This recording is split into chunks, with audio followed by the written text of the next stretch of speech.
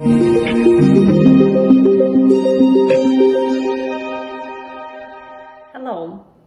Today we will talk about how to end the suffering in an unhealthy relationship, and I will give you 9 steps you can take that possibly can bring you a breakthrough in your life.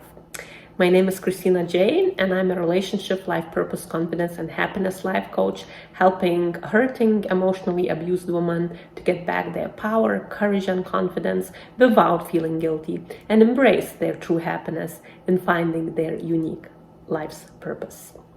So if you are new to my channel, please like, subscribe, and leave a comment. Well, emotional pain is part of our lives, and however, we create needless suffering in our relationships and our lives when we do not accept reality and do not make those healthy changes. If you prefer to remain in an unhealthy relationship and do nothing about it, of course you will continue suffering. But if you are ready and you are willing to stop doing this, the doorway to your freedom, love, and happiness is already opened. You can choose whether to grow stronger through this relationship or not. But if you choose to do nothing, you need to understand that the suffering will remain, and it will cost your emotional, mental, and spiritual well-being. And I know that from my own experience. So what steps you could take to end the suffering in an unhealthy relationship? In the relationship that causes you pain, that makes you feel not loved, not accepted, not heard, not appreciated, but instead neglected and rejected, abandoned, belittled, blamed, shouted at, controlled, and manipulated. So first step to end the suffering in your relationship is to acknowledge that you are in an unhealthy, toxic relationship. Accept the reality. Stop minimizing your pain. Stop excusing your partner's abusive behaviors. Stop feeling guilty that your relationship is not working. Practice that acceptance. Accept the reality for what it is. When we practice acceptance, we let ourselves move on. We open the doors to freedom and we take those steps to improve our lives. It is so very important to accept that reality that you are being abused, or that your relationship is toxic or not healthy or destructive. According to Sherry Van Dyke, the author of the book Calming the Emotional Storm, acceptance simply means that you stop trying to deny your reality and you acknowledge it instead. And it's about reducing your own suffering. So if you have been abused, you don't have to forgive the person who abused you. Acceptance means accepting that the abuse occurred.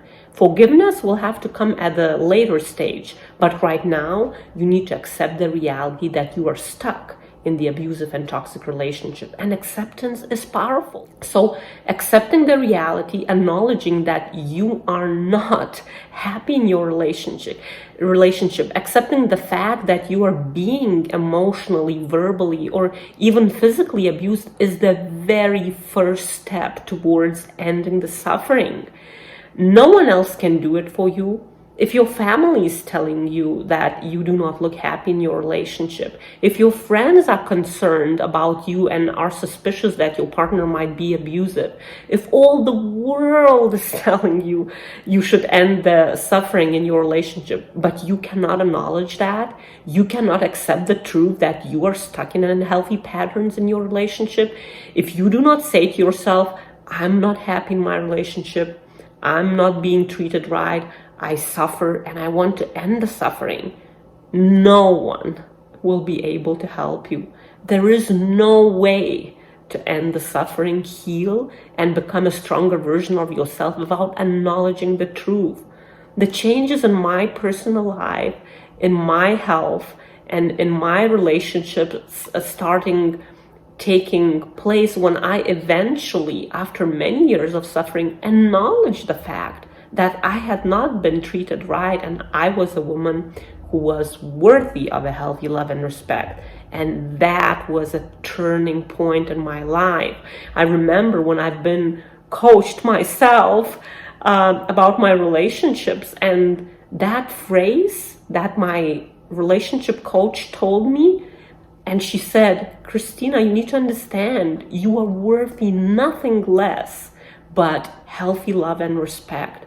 That was a turning point in my life.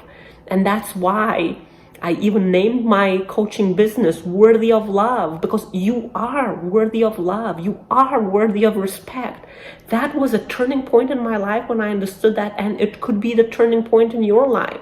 So acknowledge the fact that you are stuck in an unhealthy relationship. Acknowledge to yourself, accept it, that you are not being treated right, but you are worthy of healthy love and you want the change to happen in your life. So that is the first step, acceptance. Second step to end your suffering is get yourself ready to step up for what is right. Change your patterns and work on yourself. If you think you're gonna just realize, okay, I'm not happy in my relationship and I'm gonna tell my partner now right away, it might not work. You need to become a stronger version of yourself. You need to prepare yourself for standing up for what is right, change your own patterns. So you need to start building your inner core. You need to focus on empowering yourself. You need to learn to love and prioritize yourself. You need to be ready and willing to accept help from others and seek guidance from God. Show to your partner, slowly but surely, that you are becoming a stronger and more confident woman. Try your best to shift the focus of the relationship back to yourself. Consider trying maybe new things or do the old ones that bring you joy. Put your energy into learning more about yourself, about healthy love. Help yourself by choosing to practice self-care every day. Get plenty of rest. Eat nutritious food, indulge, take a hot bath, get a massage, whatever it is. Just do something to meet your personal needs. Most importantly, work on your relationship with yourself at this point. Focus on cultivating self-love and respect. Remind yourself every day that you are worthy of healthy love and that you deserve a healthy relationship. So that's how you build that inner core. That's how you prepare for that day when you gonna actually tell your partner all about it, how you feel, and you will ask your partner for a change, but you need to prepare for that. So the step number 3 to end suffering in your relationship is you need to get prepared to confront your partner wisely. I will expand this step and talk about it in depth because it is a very important step. It is crucial to prepare yourself before you will be able to speak up to your partner, to stand up for what is right in the relationship. Confronting your partner is necessary, but how you will do that is even more important. You need to overcome the fear and decide to stop suffering quietly and tell your partner the truth about your feelings and how the unhealthy patterns affected your emotional, mental, and possibly even physical health, but you need to prepare for that.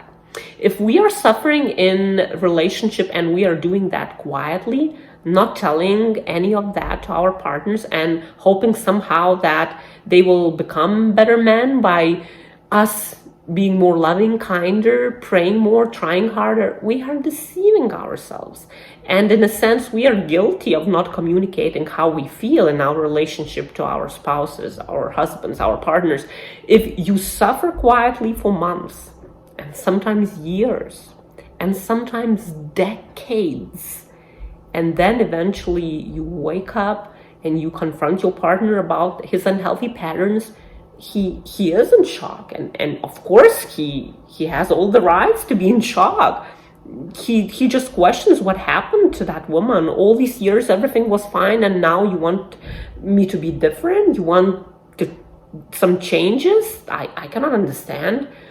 So the thing is, you always wanted it to be different, but you never told him, and you had unspoken expectations, and that is not quite right to do. Nevertheless, whether you decide to speak up sooner or later, it is important to get ready for that and confront your partner wisely. Confronting someone or implementing consequences should never be done just because we want to be heard, and nor it has to be used to scold, to shame, or punish. The purpose of confronting is to jolt someone to awake and hope that by doing so, he will come to his senses and stop the destructive and toxic behavior. So how can you prepare to confront wisely? As I told earlier, I want to go a little bit more in depth and talk about the step. So I adapted these steps from Leslie Vernick's book, The Emotionally Destructive Marriage. So you need to make sure you have developed a safety plan, meaning that you must be mindful that your partner could get worse before he's willing, or if he ever will be willing, to be better. Therefore, you need to know how to avoid or get out of an escalating situation and plan for you and your children's safety. If you fear he will lose control and try to hurt you, have the place in mind where you could go. Maybe parents' place, maybe friend's place, maybe even hotel room for a few nights. The other thing, it's very important to document. Keep the journal and write down when and where he berates you, what words he uses to demean you, what actions he does that scare you, or times he have done deceitful or illegal things. If your property have ever been destroyed, take pictures or videos that show the damage. This way, you will have the evidence that adds credibility in case you need some proof. Documents makes you more credible, because sometimes when a woman begins to cry out for help, people just struggle to believe her story, because for the past 10 or 20 years no one suspected a thing. Therefore, documenting might help to prove your point. Then it's very important also not to be afraid to ask for support. Have a group of godly and trustworthy and wise people who will support you, encourage you, will check on you and pray with you. That means you will have to be honest with your support group about what is going on, and no more pretending or covering up. Then it would be wise also to consult with a lawyer. Knowledge is power. When you know what your legal rights are, you will be able to make wiser choices, will be able to distinguish your partner's lies and threats from what is true. You will know what you are legally entitled to and protected against. And also get your own bank account and credit card if you do not have it, and if that's possible. When the stability of marriage is shaky, when there is an imbalance of power and control, it is crucial to establish your own financial history. You want to start saving some money so you can have access to money when you need it. So that is how you can prepare yourself to confronting the partner. Next step in how to end the suffering in relationship is prepare yourself to set clear boundaries, ask for a change, and enforce the consequences. So this step, it's another step of preparation. Now you learning, now you teaching yourself how to set those healthy boundaries, how you're gonna ask for a change, and how you will enforce the consequences. Prepare to talk about what destructive behaviors you want stopped and what consequences you will enforce if your partner refuses to stop his abusive or toxic or destructive behavior. So first, you need to ask yourself, what is damaging to your relationship, your children, to you as a person? And when you are prepared to bravely communicate that to your partner, that you will tell him that you will not tolerate that anymore. Also figure out what are the reasonable consequences should be if he continues the unwanted behavior. You need to determine what your boundaries are and the consequences for violating them are. Do not choose a consequence that you are not willing to follow through. Otherwise, your words will not mean anything. You need to determine your deal breakers and follow through the consequences. Firstly, determining them to yourself, and secondly, communicating that to your partner. Some examples of those boundaries that first you just saying to yourself and later you will communicate that to your partner is, I will no longer subject myself to driving with a maniac. His rages in car terrify me, and I'm done. From now on, I will drive separately whenever we need to go anywhere until he gets help to control himself. Or, I'm not willing to continue to live with someone I'm afraid of. I do not want to be threatened and terrorized. I do not want to live with someone who continually tells me I'm a stupid, no good, crazy, and poor mom. If he does it again, I will leave him and separate myself from his toxic behaviors. Or, I am unwilling to be ignorant of our finances any longer. I have the right to know how much income he makes, where it is, and how it is spent. I want access to all our accounts. I want to be consulted in money making and spending decisions. I need to be an equal partner in this marriage. If he refuses to let me know what is going on, I will open my separate account and I will not allow him to control my money. Step number 5, confront your partner. Stand up against destruction. But it's very important to speak up in love. So you prepared yourself, you build your inner core, you wrote down what behaviors you will not tolerate anymore, you practice how you're going to set those healthy boundaries, and now it's time to confront your partner. And before you confront your toxic or abusive partner his behaviors and ask for changes, you could start, the conversation just asking some questions, asking him if he's happy and what does he see as his most important goal or challenge in your relationship, what kind of husband or father he desires to be. Then tell him how you feel in the relationship, what behaviors you want him to stop, and the changes you want to see. Also let him know the consequences he will experience if his abusive or toxic behavior will repeat itself. As with the confrontation, make sure you pick the right time and the right place.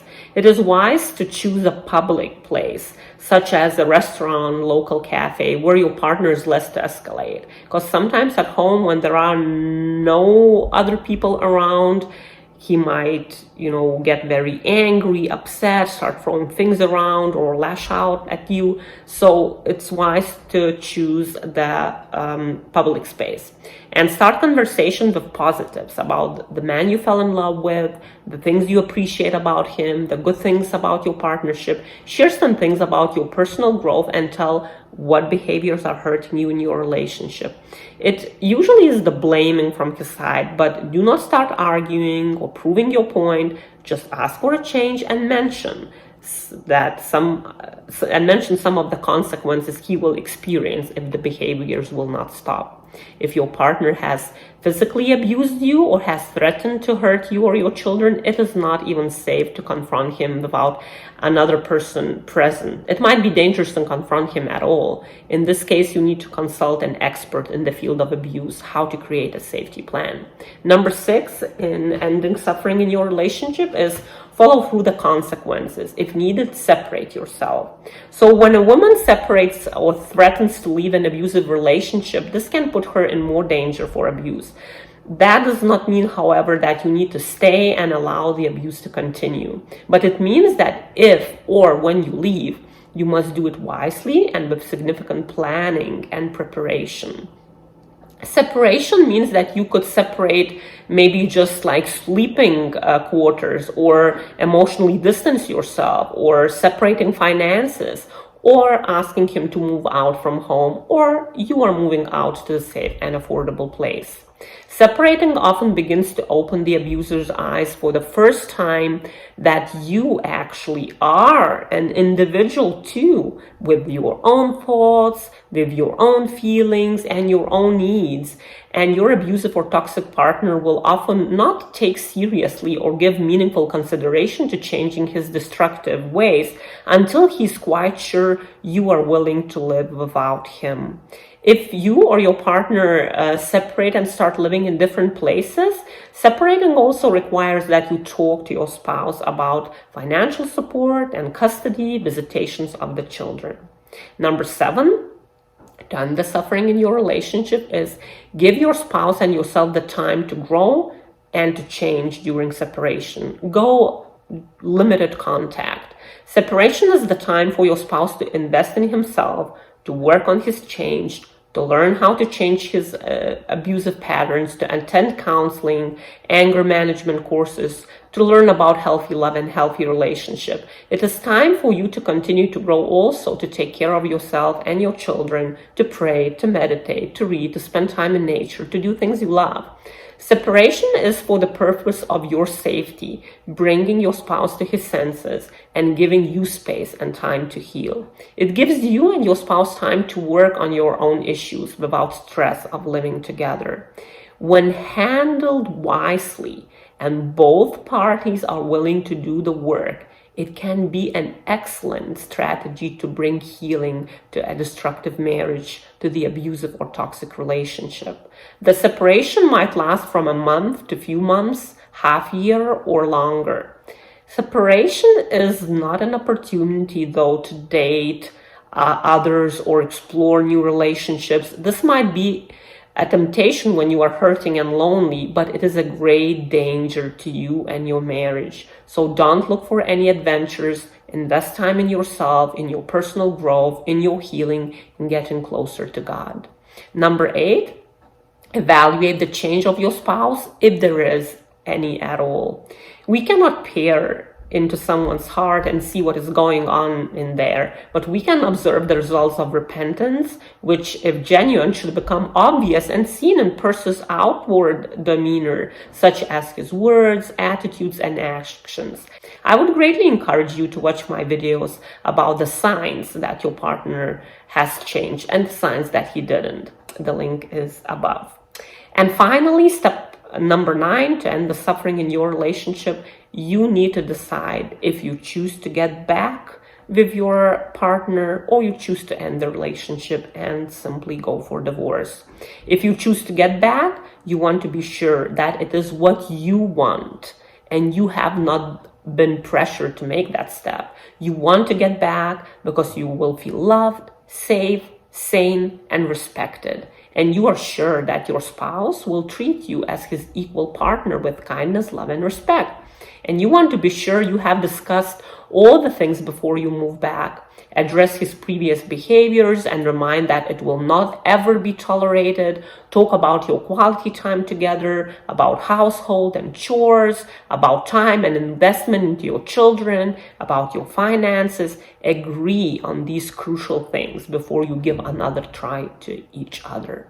If you had not seen any changes and all your separation caused just more verbal and emotional abuse, blaming, smear campaigns, minimizing you, manipulating you, causing you more suffering, eventually you might choose to end the relationship, this way ending the suffering. There are times it is just not wise, safe, or healthy to stay in destructive marriage if the toxic person has not changed. There was not a change in his heart, and he would have too much power and control to continue hurting you and prolong your suffering. And the divorce, of course, is the last resort when efforts to reconcile and bring true peace in the marriage have repeatedly failed over and over and over again. For some women, however, divorce might be the best choice because of her and her children's safety and sanity. If you must leave for good your relationship and end the suffering this way, then you have to leave well. Expose his indifference, his verbal and emotional abuse, his deceit, or whatever it has been destroying you and your marriage, including your own physical, emotional, mental, and spiritual health. There is no easy way to end the suffering in a healthy relationship. It is important, though, to act, to move towards ending the suffering, to follow through those particular steps. And hopefully, those will bring your partner to his senses. He will start working on himself, will get rid of his toxic behaviors, will humble himself before you and God, and real change will occur in his life, and your suffering will be over. The other road to take in order to end the suffering, however, eventually is just to end the relationship with the abusive partner and shift the focus from a broken heart and a broken relationship towards yourself, your inner healing, and believe that you will still have a beautiful future because you are a strong, courageous, and empowered woman who stood up for what is right.